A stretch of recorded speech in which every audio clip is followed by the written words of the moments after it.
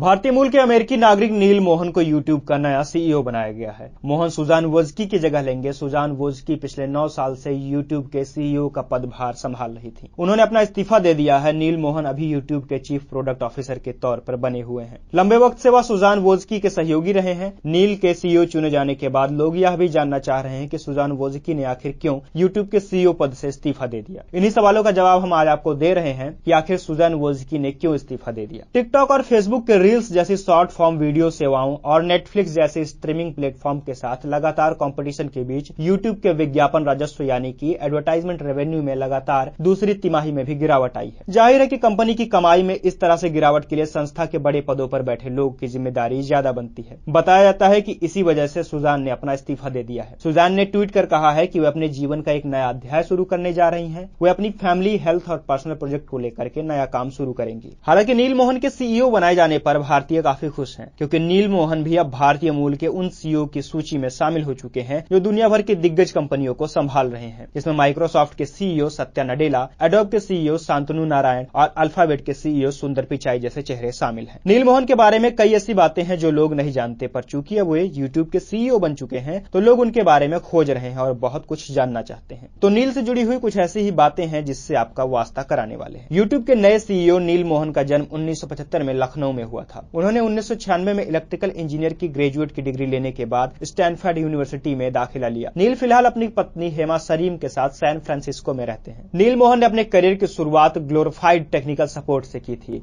उस वक्त उनकी सालाना आय $60,000 थी। ग्लोरिफाइड टेक्निकल सपोर्ट के बाद उन्होंने डबल क्लिक को ज्वाइन किया, जिससे 2008 में गूगल ने खरीद लिया। इसके बाद ही नील मोहन गूगल कंपनी का हिस्सा बन गए थे। मोहन को 2015 में यूट्यूब के चीफ प्रोडक्ट ऑफिसर के तौर पर नियुक्त किया गया। उन्होंने यूट्यूब के चीफ प्रोडक्ट ऑफिसर के रूप में अपनी भूमिका निभाते हुए शॉर्ट्स, म्यूजिक और सब्सक्रिप्शन पर फोकस किया। बहुत कम ही लोग जानते हैं कि नील मोहन को ट्विटर की तरफ से नौकरी का ऑफर भी मिला था। इसका पता जैसे ही गूगल को लगा, गूगल ने उन्हें रोकने के लिए बोनस का ऐलान कर दिया। बोनस देकर गूगल ने उन्हें 3 सालों के लिए अपने पास रोक लिया। गूगल ने उन्हें कुल मिलाकर 544 करोड़ रुपए का बोनस दिया था। यूट्यूब के अलावा नील कपड़ों और फैशन कंपनी स्टिच फिक्स के बोर्ड ऑफ डायरेक्टर के रूप में भी काम करते हैं। नील 23andMe बायोटेक्नोलॉजी अनुसंधान कंपनी के बोर्ड ऑफ डायरेक्टर में भी शामिल हैं। नील मोहन ने यूट्यूब के सीईओ बनाए जाने पर खुशी भी जाहिर की है। उन्होंने ट्वीट किया, धन्यवाद सुजान वोज्की, वर्षों से आपके साथ काम करना अद्भुत रहा है। आपने यूट्यूब के क्रिएटर्स और दर्शकों के लिए एक असाधारण घर बना दिया है। मैं इस महत्वपूर्ण मिशन को जारी रखने के लिए उत्साहित हूं। जिस तरह से ब्रिटेन की डगमगाती अर्थव्यवस्था के बीच ऋषि सुनक को